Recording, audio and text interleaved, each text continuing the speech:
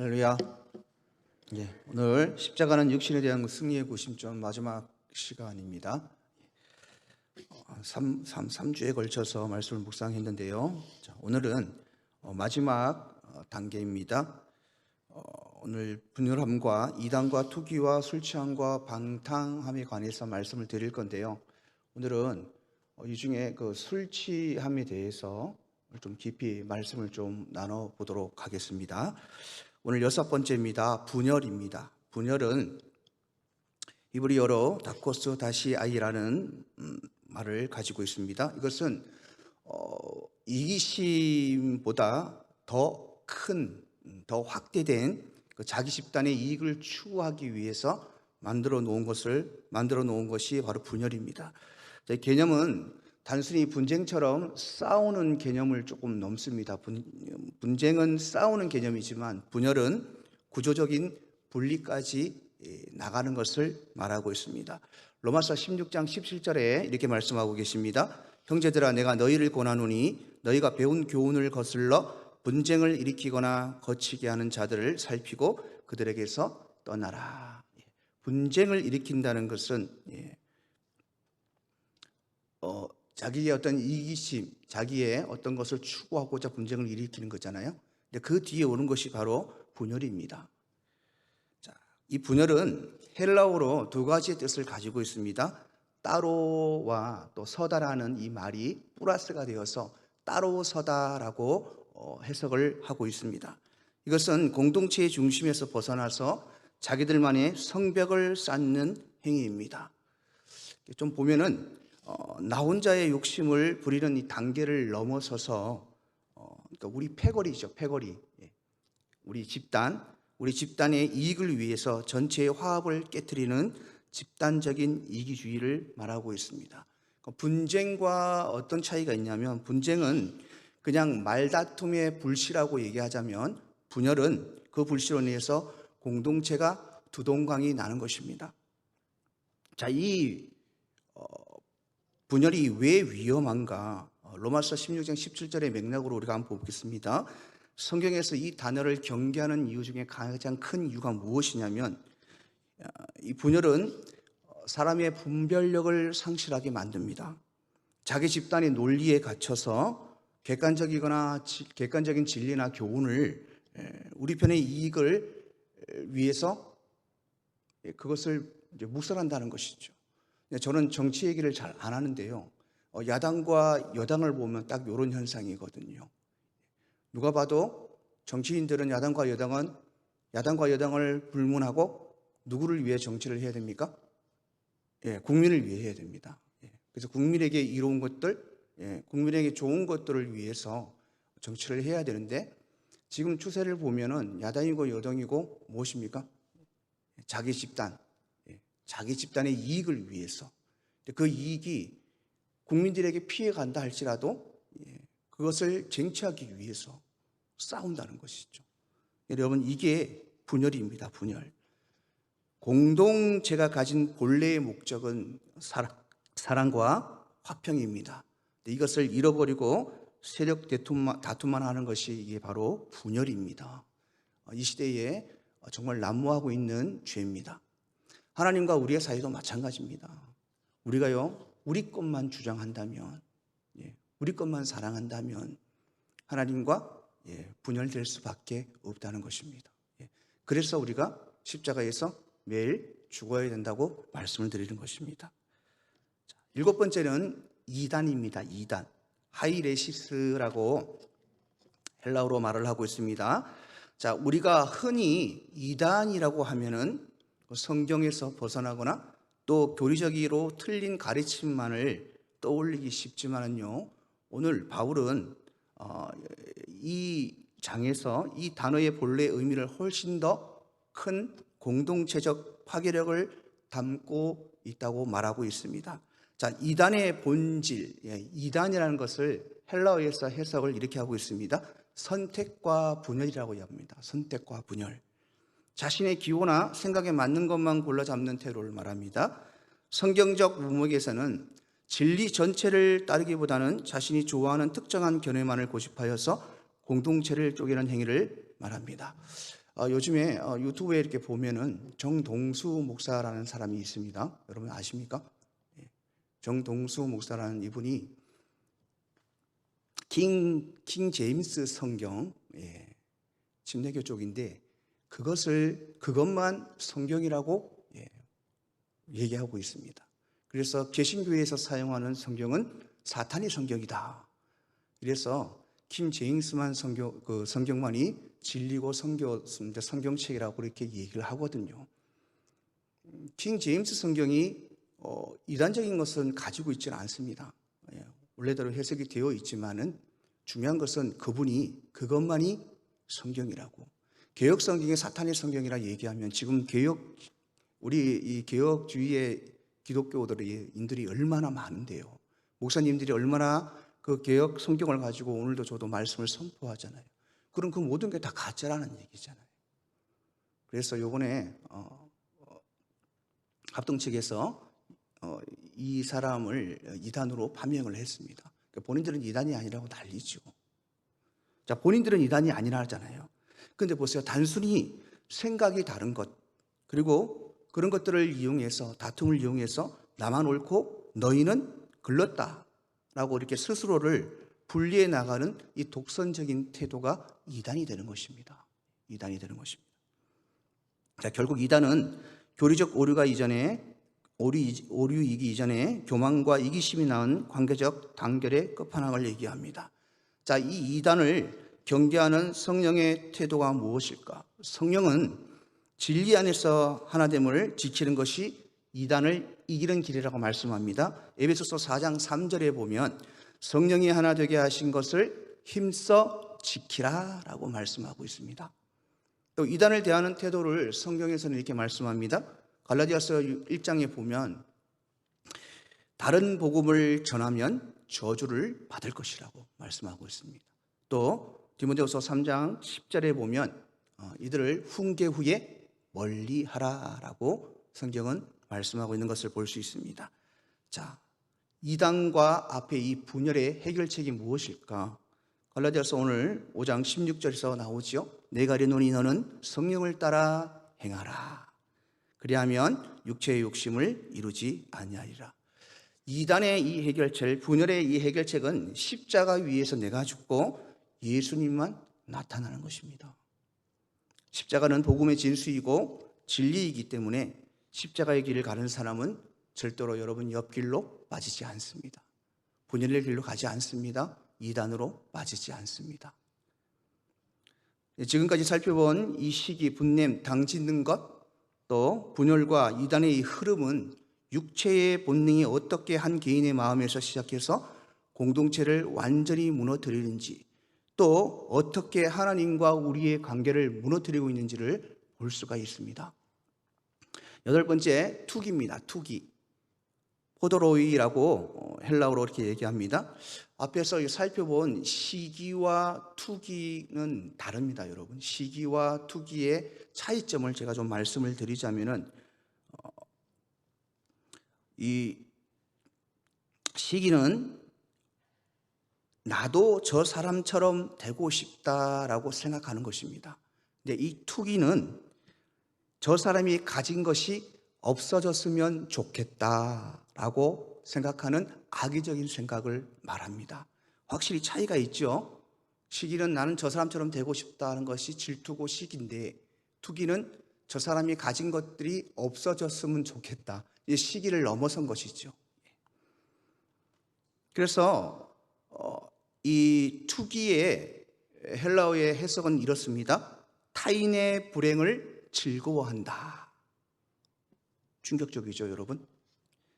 단순히 남의 성공을 부러워하는 단계를 넘어서 상대방이 가진 것을 시샘하여서 그가 망가지기를 바라는 마음입니다. 이유 없는 미움입니다. 미움. 자, 이 시기와 투기의 결정적인 차이를 성경에서는 이렇게 구분하고 있습니다. 자, 시기의 성격은 뜨겁고 열정적인 에너지라고 표현하고 있지만은 투기는 차갑고 계산적인 악의적인 마음이라고 성경에서 얘기하고 있습니다. 또 이 시기의 목표는 나도 저만큼 갖고 싶다 해서 끝나지만은 투기의 목표는 너는 그걸 가져서는 안 돼라는 것입니다. 그리고 결과가 어떻게 나옵니까? 시기의 결과는 경쟁과 본냄으로 이어지지만은 이 투기의 결과는요, 살인과 파멸로 이어집니다. 성경의 예를 한번 들어볼까요? 성경에 여러분 가인과 아벨 사건을 여러분 잘 아시죠? 가인이 동생인 아벨을 살인했습니다. 그 이유가 투기입니다. 투기. 하나님 앞에 인정받는 그 제사, 그 예배, 자기는 받지 못한다는 단지 인정을 받네라는 어떤 시기와 질투를 넘어서서 너도 그것을 받으면 안 돼. 그런데 그 방법의 표현이 무엇이었습니까? 살인이었습니다. 지금 이 시대가 이런 시대를 우리가 지금 살아가고 있습니다. 똑같습니다. 시기와 질투를 넘어선 이 투기, 그래서 살인이 일어나고, 그래서 싸움이 일어나고, 남의 것을 뺏고 짓밟는 이런 시대. 자, 그러면 여러분, 여기서 이 투기에서 우리가 벗어날 수 있는 방법이 무엇일까? 물론 여러분, 성경에 강력한 조명이 필요하지만은 우리가 이걸 조금 문자적으로 좀 풀어보자면은, 첫째는 비교의 덫에서 여러분 탈출하셔야 됩니다. 투기는 서로를 비교할 때 시작됩니다. 남과 나를 비교하는 이 수평적 시선에서 벗어나서 하나님의 은혜를 또 사모하고 그 은혜에 집중하는 하나님과의 뭡니까? 수직적 시선을 가져야 됩니다. 그러니까 사람들을 바라보지 말고 하나님만 바라보라는 것입니다. 사람들에게 있는 것을 보지 말고 하나님이 나에게 주신 은혜를 바라보고 살면 투기라는 것은 있을 수 없습니다. 또 여러분, 함께 성경에서는 즐거워하라고 얘기합니다. 자, 로마서 12장 15절에 보면 즐거워하는 자들과 함께 즐거워하라 말씀하고 계시죠. 타인의 복을 내 복처럼 기뻐하는 연습이 투기를 몰아냅니다. 그 다음에 가장 중요한 것, 우리가 투기하지 않을 수 있는 방법은 자기 정체성을 확실하게 알아야 됩니다. 여러분, 우리는 하나님께 사랑받는 자녀입니다. 그런 확신이 우리에게 있다면 굳이 남을 깎아내려 내 가치를 증명할 필요가 없다는 것입니다. 자, 이 또한 해결 방안은 오늘 19절에 16절에 얘기하듯이 성령을 따라 행하는 것입니다. 투기의 해결책은 성령을 따라 행하라. 성령의 열매를 맺는 것인데 그것이 십자가 위에서 내가 죽는 것입니다. 사랑하는 성도 여러분, 바울은 이 모든 육체의 일을 행하는 자들은 오늘 갈라디아서 5장 21절에 말씀하죠. 하나님의 나라를 유업으로 받지 못할 것이다. 무서운 말씀입니다. 지금 투기 이렇게 쭉 말씀을 드리는데 시기, 질투. 근데 이것을 행하는 자들은 천국에 갈 수 없다고 분명히 하나님이 말씀 속에서 말씀하고 계십니다. 사랑하는 성도 여러분, 우상 숭배와 주술과 원수 맺는 것과 분쟁과 시기와 분냄과 당짓는 것과 본연함과 이단과 투기에서 여러분 날마다 승리하시길 주님으로 축복합니다. 자, 오늘 마지막 그룹입니다. 네 번째 그룹. 이 그룹은 무졸죄와 방종의 죄를 말합니다. 두 가지가 나옵니다. 첫 번째 술 취함과 그 다음에 방탕함. 이걸 한번 우리가 나눠보도록 하겠습니다. 자, 갈라디아에서 5장 21절에서 말하는 이 술 취함은 매다이라고 말씀하고 있습니다. 앞서 다룬 이 감정적이고 관계적인 이 죄들의 내면, 이 내면이 있었다면 이것은 바울은 이 육체적인 탐욕과 무졸죄의 영역으로 경고의 화살을 돌리는 것을 볼 수가 있습니다. 자, 우리 성경에서 성경은 술에 취하는 것을 금하지요. 술에 취하는 것을 금합니다. 자, 이 말씀을 가지고 에베소서 5장 18절에 있는 말씀을 가지고 술 취하지 말라는 이 말씀을 가지고 육체적으로 보면 청년들도 그렇고 사람들이 질문을 합니다. 그러면 술 안 취할 만큼 마시면 안 됩니까? 라고 이렇게 말씀합니다. 결론적으로 얘기 먼저 드리자면 술 취하면 우리들이 술을 마시는 것도 중요하지만 영적으로도 술은 세상을 의미하거든요. 그래서 우리가 육신으로 살아가면서 세상 것을 취하지 않을 수가 없습니다. 가지지 않을 수 없지만 영적으로 얘기하자면 세상 것에 취하지 말라는 얘기입니다. 세상 것에 취하면 하나님과의 관계가 끊어지잖아요. 우리가 여러분 술에 취하면 사람과의 관계가 끊어지는 것과 똑같습니다. 자, 우리 말씀을 좀 한번 찾아보겠습니다. 요거 하나만 가지고 펴놓고 말씀을 좀 묵상할게요. 잠언 23장 한번 우리 찾아보겠습니다. 23장 29절에서 35절까지의 말씀을 좀 가지고 술 취함에 대해서 좀 나눠보겠습니다. 자, 먼저 성경에서는 술을 어떻게 얘기하고 있는가, 그리고 어떻게 하라는가 확신. 에베소서 5장 18절 술 취하지 말라 이 부분 말고 다른 부분이 있습니다. 우리 한번 볼게요. 잠언 23장 29절입니다. 자, 찾으셨으면 우리 함께 읽겠습니다. 죄악이 누구에 있느냐? 근심이 누구에 있느냐? 분쟁이 누구에 있느냐? 원망이 누구에 있느냐? 까닭 없는 상처가 누구에 있느냐?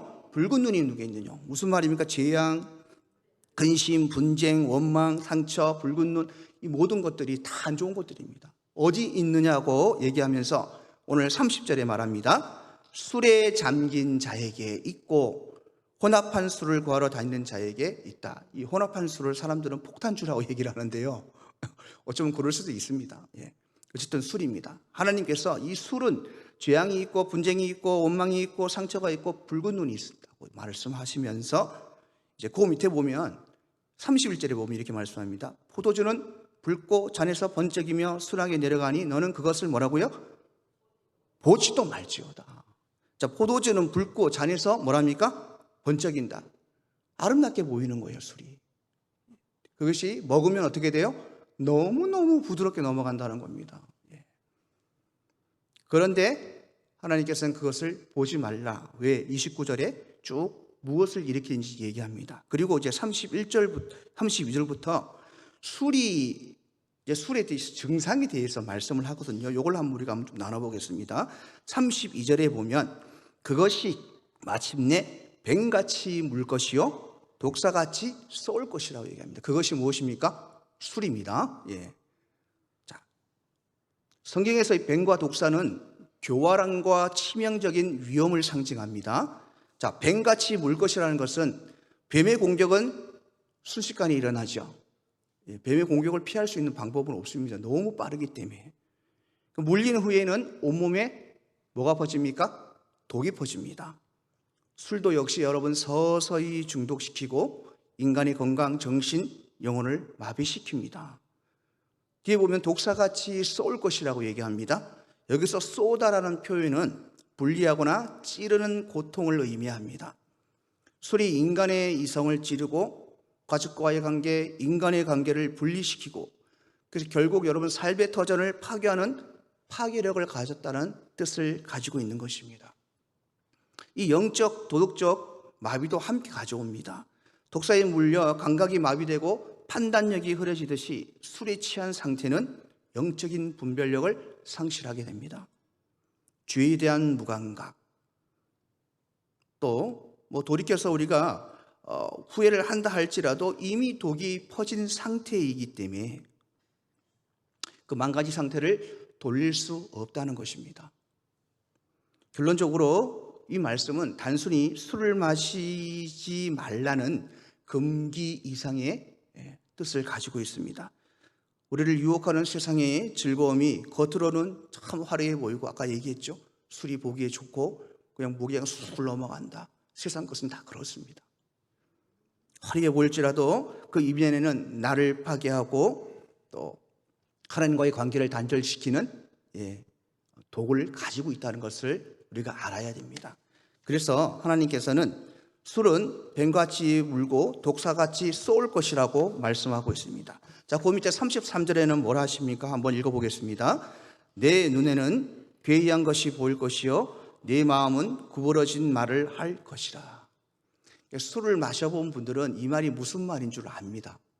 저는 다행히요 저희 아버지가 술을 못 마십니다. 체질이 아니에요. 저는 술 한 잔만 딱 먹잖아요, 바로 응급실로 실려갑니다. 할렐루야입니다. 안 그랬으면 아마 정년제도 좀 마시지 않았을까 이런 생각을 드는데 맛도 마시지만 저는 몸이 안 받아요. 우리 아버지처럼. 이게 얼마나 하나님의 은혜인지 모릅니다. 제가 이래봐도 담배는 한 10년 피웠습니다. 청년 때. 결혼하고 나서 집사람 때문에 끊었거든요. 하나님 때문에 끊어야 되는데 어쨌든 끊게 됐어요. 근데 술은 제가 못 마셨기 때문에 이게 얼마나 큰 복인지를 저한테는 모르겠습니다. 보십시오. 내 눈에는 괴이한 것이 보일 것이라 라고 말합니다. 자, 우리 뭐 여기도 아마 왕년에 술을 좀 많이 드신 분도 계실 것입니다. 예, 계실 것인데 아마 이런 증상들 다 있었을 것입니다. 무슨 말입니까? 내 눈에는 괴이한 것이 보인다. 환각과 왜곡된 시각을 갖는다는 것입니다. 시야가 흐려지고 사물이 두 개로 보이는 현상 혹은 헛것이 보이는 환각 상태를 의미합니다. 자, 이때 뭐가 나옵니까? 판단력이 상실됩니다. 상황을 객관적으로 파악하지 못하고 위험한 상황을 안전하다고 착각하고 상대방의 호의를 적대가 오해합니다. 술 마신 사람들을 많이 얘기하죠. 전봇대가 자기를 때리려 한다. 그래서 뭐랍니까? 전봇대를 주먹으로 쳤다. 뭐 그런 현상입니다. 이게 지금 말씀하시는 게. 또 하나 뒤에 나옵니다. 구부러진 말이라고 합니다. 이것은 통제불능의 언어입니다. 술은 이성의 억제력을 해제하고 평소라면 하지 않을 실언들을 합니다. 이 구부러진 말은 진실을 왜곡하는 거짓말들, 타인에게 상처 주는 말들, 앞뒤가 맞지 않는 횡설수설하는 것들, 이것이 그 마음에서 나온다고 얘기하죠. 단순히 입술의 실수가 아니라 술 가운데 이 기운을 빌려서 마음속에 숨겨뒀던 부적절한 말들이 다 튀어나온다는 것입니다. 그리고 이 술은 참 이게 잘 배워야 되는데 폭력을 유발합니다. 제가 어렸을 때 제 옆에 제 친척 외갓집에 형님이 살고 계셨는데 이분이요 얼마나 착한 분인지 모릅니다. 술만 마시면요 소위 말해 개가 됩니다. 온 동네를 막 쑥대밭을 만듭니다. 결국은 간암으로 돌아가셨거든요. 그렇게 욕할 줄도 모르는 분이 술만 마시면요 입에서 더러운 욕들이 이루 말할 수 없는 욕들을 내뱉습니다. 술 때문에 완전히 딴 사람입니다. 결국은 술에 중독이 되어서 인생을 마감했거든요. 사랑하는 성도 여러분, 이 상태는 영적으로도 여러분 도덕적으로도 부질서를 야기합니다. 성경 전체의 맥락에서 이 구절은 절제가 얼마나 중요한지를 말씀하고 있습니다. 술에 집이 당하는 상태는 성령의 인도하심이나 지혜로운 판단력을 따를 수 없는 상태임을 여러분 시사한다는 것을 명심하십시오. 성경은 입술의 권세를 굉장히 중요시 여깁니다. 그래서 술은 그 절제와 입술의 어떤 상태를 잘 이렇게 제어하지를 못한다는 것입니다. 그래서 속상하고 힘들고 그래서 상대방에게 욕을 하고 싶어도 하지 못한 상사라든지 이런 사람들이 있으면 술 한잔 먹고요, 술김에 합니다. 술김에 하면 그 술김에 했다고 또 용서해 주는 사람도 있지만 마음의 본심들이 그렇게 길길을 통하여 나온다는 것입니다. 자, 그 다음에 그 뒤에 보면 밑에 보면 34절을 한번 보겠습니다. 읽겠습니다. 너는 바다 가운데 누운 자 같을 것이요 돛 위에 누운 자 같을 것이며. 자, 이게 무슨 말입니까? 자, 오늘 34절은 그 술 취함의 위험성과 그로 인한 비정상적인 상태를 매우 생생한 비유로 얘기하고 있습니다. 너는 바다 가운데 누울 것이라 얘기합니다. 여러분 바다 가운데 한번 누워보셨습니까? 그냥 눕는 게 아니고 배를 타고 눕는 거죠. 술에 취한 사람은 세상이 빙글빙글 도는 듯한 환각과 현기증을 느낍니다. 그 표현이거든요. 바다 위에 누우면, 파도가 심한 바다 위에 누우면 어떻게 됩니까? 계속 울렁거려요. 현기증이 나고.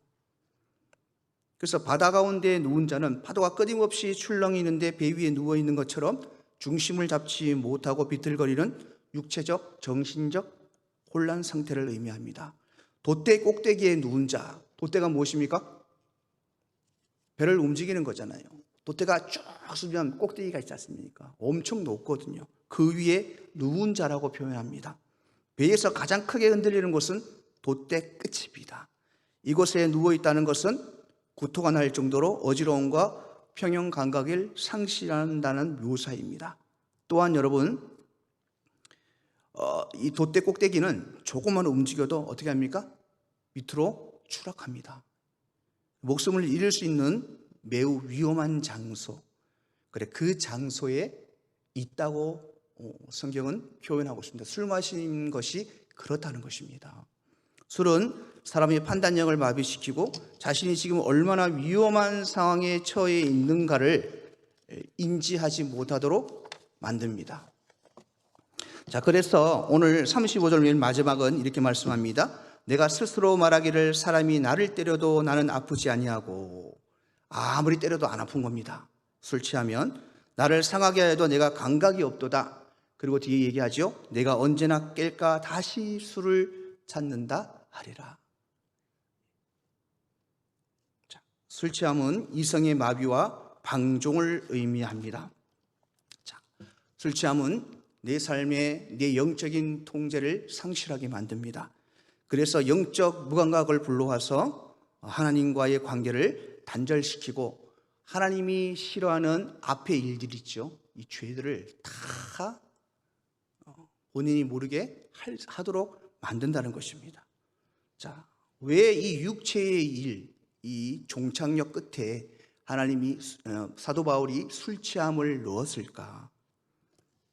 바울은 왜 이 시기, 분냄, 투기 이런 무거운 것들의 죄의 맨 끝에 술 취함을 넣었을까?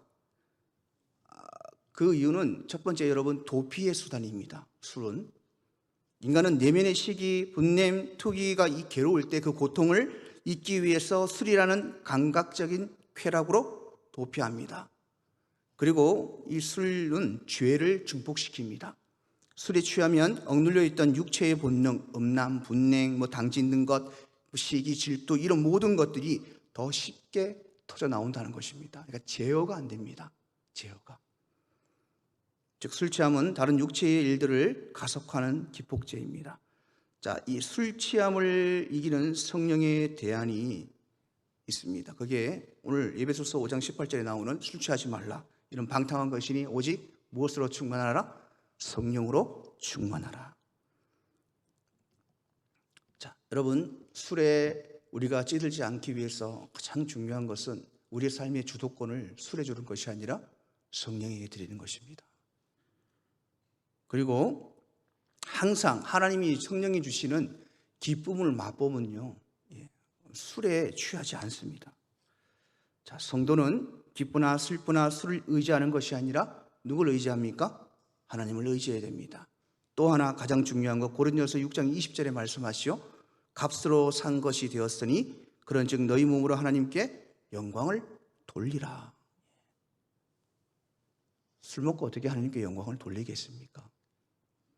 자, 이 해결책 여러분 성령 충만하고 성령을 따라 행할 때 우리가 이 술 취함에서 벗어날 수 있습니다. 마지막입니다. 방탕함입니다. 이 방탕함은 코모이라고 얘기하고 있습니다.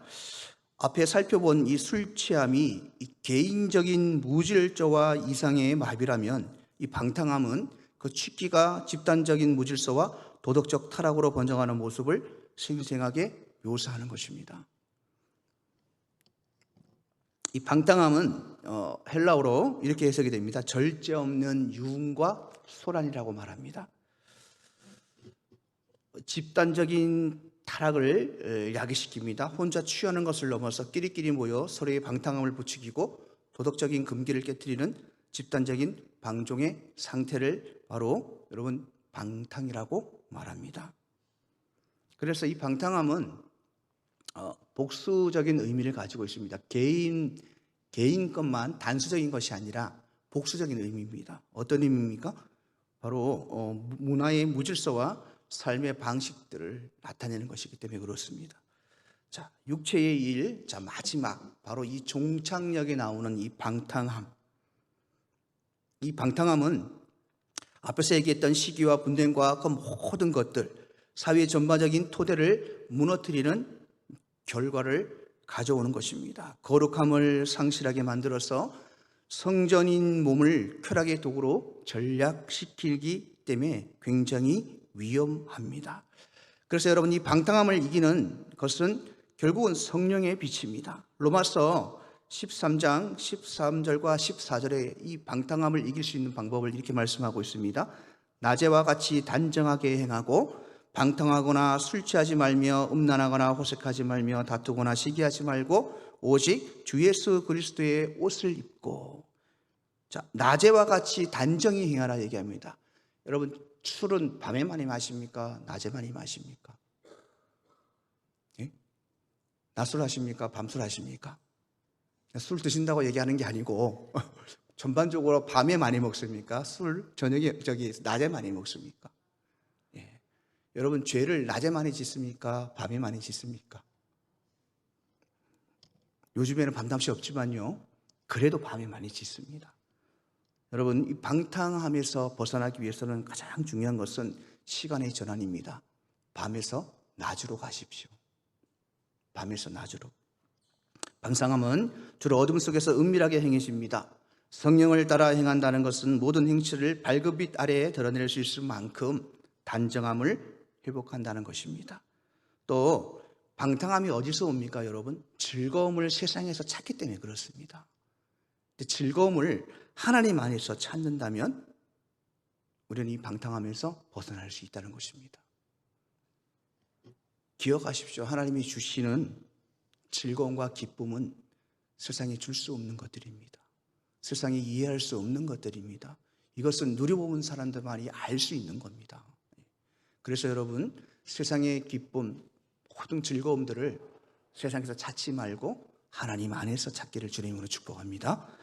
그리고 마지막으로 방탕함에서 벗어날 수 있는 유일한 방법은 아까 우리 로마서 13장 14절에 얘기했듯이 오직 예수 그리스도로 옷 입으라고 말씀하고 있습니다. 그것은 그리스도의 성품을 담는 것이고 그 성품의 열매를 맺는 것인데, 그것은 오늘 본문 밑으로 쭉 보면 성령의 열매 9가지입니다. 이 열매를 맺으며 살 때 우리는 이 방탕함뿐만이 아니라 지금까지 묵상했던 육체의 일, 이 육체의 죄에서 우리가 자유로울 수 있을 것입니다. 사랑하는 성도 여러분, 이 모든 죄의 해결책은 성령을 따라 행하는 것입니다. 성령을 따른다는 것은 십자가의 길을 가는 것이고, 십자가 위에서 내가 날마다 죽는 것입니다. 죽음으로 끝나는 것이 아니라 부활이 있죠. 그 부활이 바로 성령의 열매 9가지입니다. 그것을 맺으며 살 때 우리는 육신의 일보다 성령의 일을 더 사모하고 추구하며 살아가면서 하나님의 영광된 삶을 살아갈 수 있습니다. 갈라디아서 5장 24절에 이렇게 말씀합니다. 그리스도 예수의 사람들은 육체와 함께 그 정욕과 탐심을 십자가에 못 박았다. 여러분, 못 박으셨습니까? 못 박으셨습니까? 매일매일 박으십시오. 한 번 박고 끝나는 게 아닙니다. 매 시간 박으셔야 됩니다. 그럴 때 육체의 일에서 멀어지고 성령의 열매를 맺으면서 하나님이 정말 우리를 보시고 기뻐하시는 삶을 살아갈 수 있을 것입니다. 사랑하는 성도 여러분, 육신의 일에서 승리할 수 있는 유일한 구심점은 바로 십자가입니다. 그 십자가 위에서 날마다 승리하시는 사랑하는 성도 여러분 되시기를 주님으로 축복합니다.